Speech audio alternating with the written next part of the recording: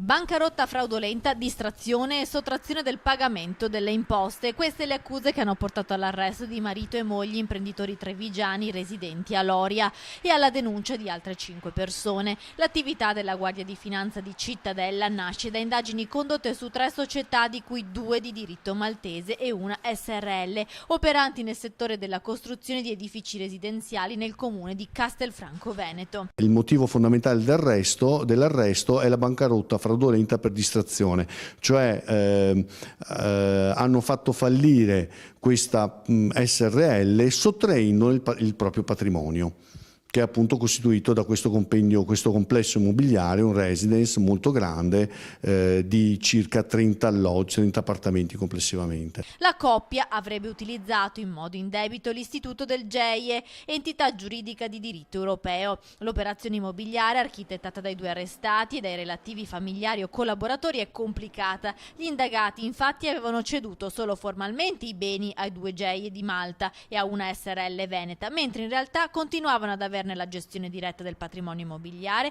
e anche dei relativi proventi. Nei giorni scorsi sono scattate le perquisizioni che hanno coinvolto tutto il Veneto: sequestrato una villa ad Abano Terme, perquisito un'abitazione di un altro indagato a Campo San Martino nel Padovano. I finanzieri sono arrivati anche a Castello di Godego, Mirano e nel Veronese. Le indagini, coordinate dalla Procura della Repubblica di Padova, hanno consentito di sequestrare 22 immobili del valore complessivo di circa 3 milioni di euro, facenti parte di un complesso immobiliare di Castelfranco Veneto, e altri 6 immobili a garanzia dei debiti erariali per oltre 600.000 euro. Nel corso delle perquisizioni sono stati rinvenuti e sottoposti sotto sequestro anche 12.000 euro in contanti e un Rolex.